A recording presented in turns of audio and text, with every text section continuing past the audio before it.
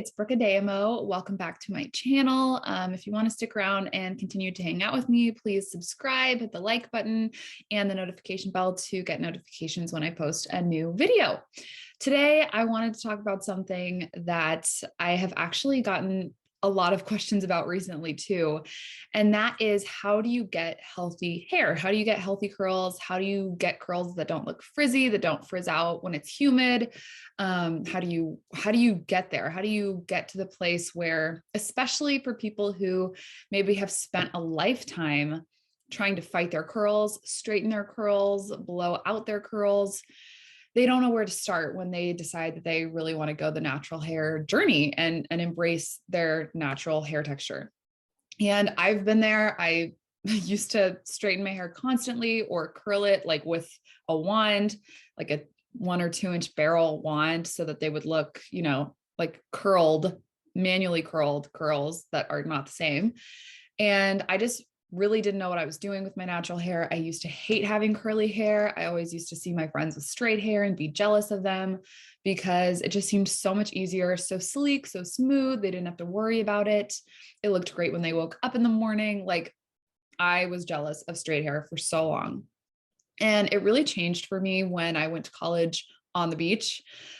Here in San Diego, my university was literally on the beach, and trying to keep my hair straight, my naturally curly hair straight in that environment, in that climate, was just too tall of an order, especially with college classes and friendships and so many other things to think about and spend time on.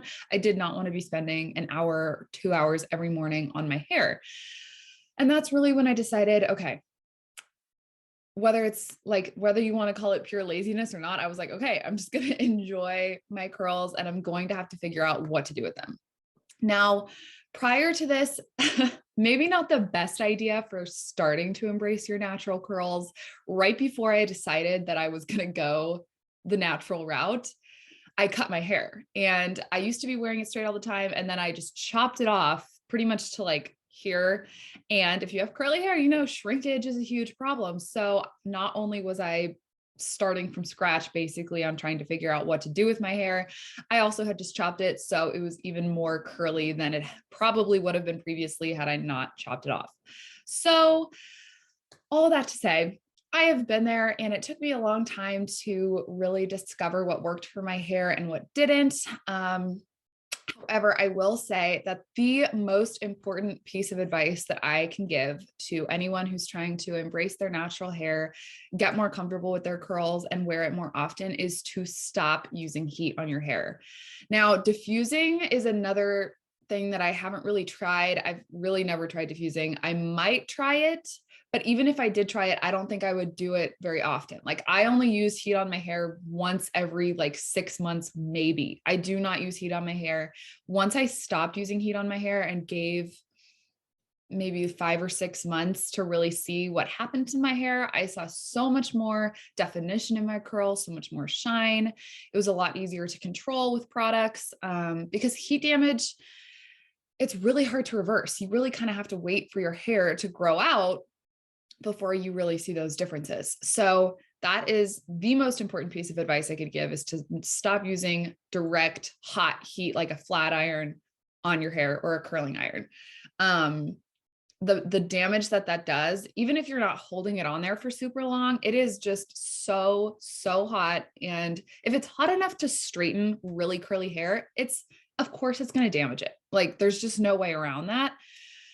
So yes, that is my number one tip. As soon as I stopped using heat on my hair, I saw such a huge difference. And anyone that's ever asked me, that's what I tell them. I say, just, you gotta give up your styling products, your heat tools. You really do, because if you're going to keep trying that, you're not going to get to the point you want to get to with your curly hair journey. That being said, as the most important thing, the second most important thing that I started doing was I stopped using a brush. And that's probably going to sound like, what? I could never stop using a brush in my hair. My hair is so tangled. How would I ever work with it? It would just be one big matted mess. Let me assuage your fears.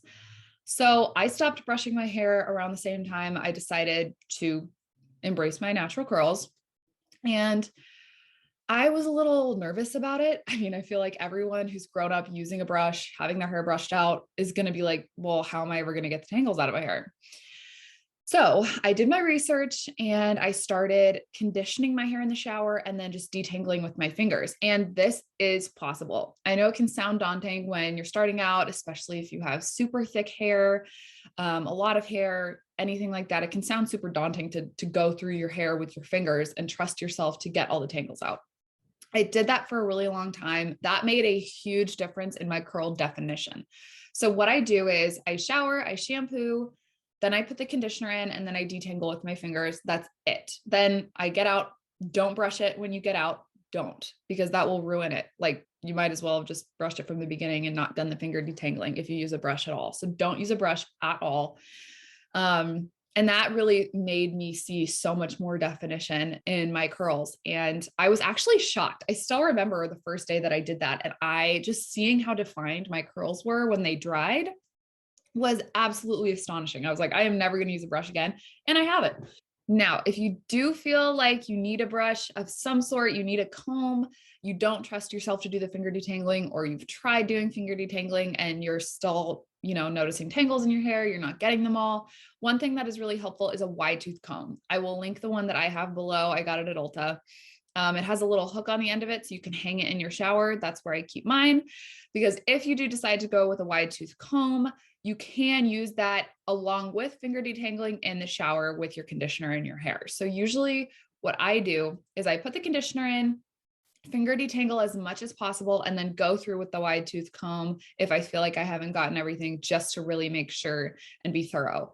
And then I rinse the conditioner out, usually with lukewarm water, so that it closes all the cuticles, helps defrizz and prevent frizz when your hair dries. And that's it. Then I just wrap it up in a towel. Another thing that I do that's super helpful is when you towel dry your hair, don't like rub it, because that's going to, even if you had rinsed your hair with lukewarm or cold water to close the cuticle, if you rubbed your hair with a towel, it's going to open all those cuticles and lead to frizz when your hair is dry.